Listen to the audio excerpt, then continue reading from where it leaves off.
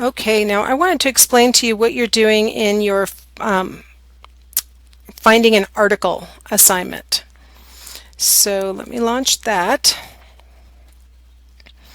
Okay, now in this assignment, last assignment you generated an idea for a study, for a topic. Now in this assignment, your job is to try and find an article that relates to that topic. This one can be a little tricky because if you have a very specific topic, you might need to really broaden it out. A lot of times students will get really super frustrated because they've been struggling and struggling and struggling trying to find the perfect article that completely personifies the topic as they phrased it or the hypothesis as they made it. You got to be open-minded. You've got to let the literature guide you as you start reading in the literature. Now I have you going to the EBSCOhost site at the Bellevue Library. If you click on that link, it'll take you, and I've got it linked also in the APA materials in our classroom. It'll take you to this webpage that the librarians made specifically for us, Psych 209, Getting Started. And what they've done is they've linked the most important database searches for finding articles that you need. If you link it from inside of Canvas like I just did, I'm off campus, but it kicked me right into the Library Media Center. I don't think I'm going to have to sign in. They've made these little video tutorials for how to search in EBSCOhost, in the two different kinds of EBSCOhost and in the JSTOR. So if you've never searched for an article before, you might want to go ahead and do that. My biggest tip is to start broad.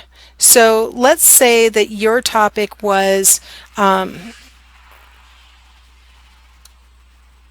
going to go ahead and click on that one. Oh, see, it is going to have me sign on. Man, it tricked me. I thought I was already signed in because I was in Canvas.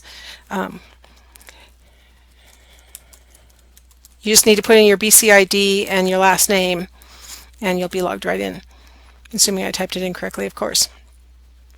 Let's say that you're interested in depression and exercise.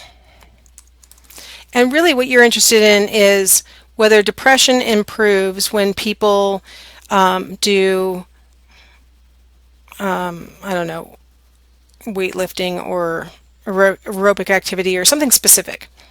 I'm going to suggest that you just start off very broad and say depression and exercise. I wouldn't even say exercise benefits. Don't hit any of those things. I'd say start really broad. The other thing I'll tell you is go ahead and click on full text, because right now you do not want to be teased by abstracts that you can't actually read. So go ahead and click on full text and then come over here and click on peer reviewed. Okay, peer reviewed will ensure that you don't get any newspaper articles or magazine articles. You just want pure journal articles. Okay, so now I'm going to go back up and I'm going to click search and let's see what comes up.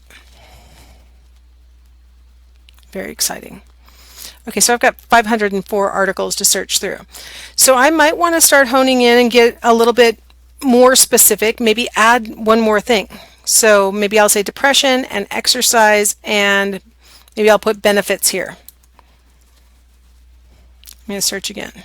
Now hopefully all my clicked things were still clicked. Yeah, so now I went from 504 to 80. So that's much more doable. And in fact, you can add another level if you want and put something else. So I'm just going to pretend like I'm happy with this list, and I'm going to say, okay, this is interesting. Is cardiovascular or resistance exercise better to treat patients with depression? Okay, that's a really interesting topic. The downside is it's a narrative review. There's not going to be any data in this one. So what you want to focus on is articles that contain data. We're not interested in Alzheimer's disease. Okay. Pregnant women gets a little specific. Okay. Oh, interesting. That's interesting, but not really my topic. Okay. Cancer patients. See how you have to scroll through things and find. Okay, that's not right. White matter hyperintensities. Interesting. Okay, not what we're looking at. Antenatal depression, a rationale for studying it. And so instead of postpartum, they're talking about before the baby's born. Okay, who benefits from training in self-compassionate self-worth? Not me. Okay. Positive psychology exercises work. See, it's using this combination terms, positive psychology exercises, because it's hitting anything that has the word exercise in it. Okay, very interesting. Now we're studying older adults, and maybe I'm not interested in older adults, but this is really interesting. It's doing a pilot study comparing a medication to exercise. So now this might be interesting, and you'll notice that it has these graphics. So we know that it's got data that it's reporting. I always like it when it has the full text because then I can actually see what the article looked like in the actual journal.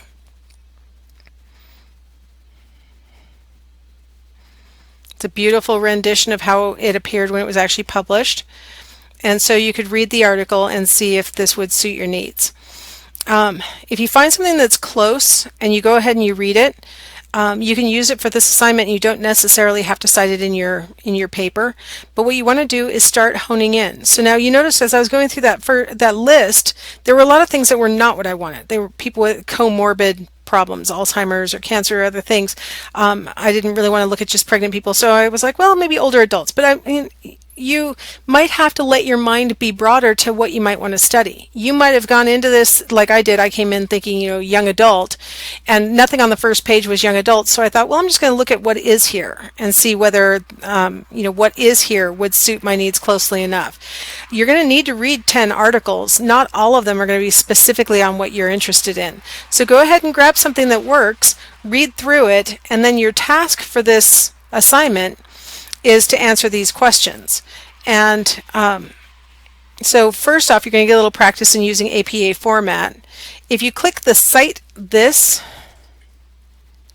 which is one of these, hold on, there we go. If you click on the Cite icon in EBSCOhost and pick the APA format, usually you can just go ahead and copy and paste. This one looks like it's correctly formatted, so yay. I could just go ahead and copy and paste it and I'll have the correctly formatted APA. The purpose in this exercise and in any of this having to do with APA, except for what you're doing next week. Next week is designed to make sure you know correct formatting and stuff. But my job is not to make you type stuff. My job is to make you report what you need to be reporting and doing it in the correct style. So I don't care if you copy and paste a reference. I do it all the time.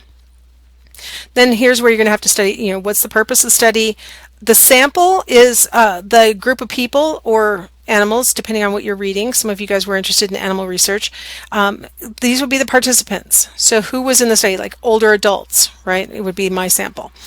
Describe the research design. Now, what I'm looking for here is, in this particular one, they were talking about comparing two groups where we've got some taking the antidepressant and some doing exercise. So it would be perfectly fine to say the research design is, comparing two groups. One group's taking medication and one's doing exercise. The independent variables, exercise and the drug treatment. The dependent variable, depression level. Describe the results of the study. And this is just in the very most basic ways, and you can probably lift that most easily out of the abstract because that's where they usually talk most clearly about their results. And they say here, outcomes include measures of both emotional and physical functioning. There were trends for the superiority of the exercise and sertraline conditions over usual care. And so it looks like I've misunderstood who the groups are, but that's okay. Individuals in the exercise condition showed greater improvements in physical functioning than individuals in the usual care condition. So that's where a lot of times you'll find the shortest, most succinct explanation of the outcomes will be in that abstract that's at the top. And then what is your evaluation is you get to tell me whether you think this was a good study, a useful study, a biased study, a problem study, whatever you think of it. Where most people run into trouble is the difference between the independent and the dependent variable. So this is kind of an exercise in trying to figure that out. The dependent variable is the thing that should depend on the condition that the participants are in. The conditions are the independent variables. The dependent variable should depend on what condition you were in, and the independent variable is the conditions. Now some studies can get quite complex, so you may have some difficulty sorting that out, and the purpose of giving me this whole full citation is so that I can look it up and I can give you some help. So make sure you give me the full citation, do your absolute best to do this correctly, and then if you get it wrong, I will definitely let you know where you went awry. Okay, so this is this. Okay, so last time the goal was to get you to come up with an idea.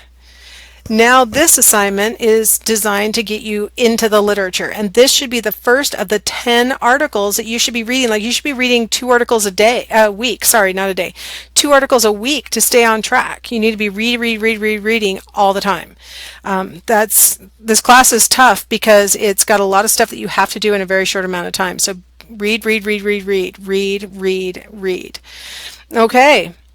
So enjoy your search. Hopefully you all can find things that you can use for this first assignment, and don't get wedded to your idea. If you aren't finding things, broaden your topic search, broaden it out. All right, good luck. I'll see you in my next video.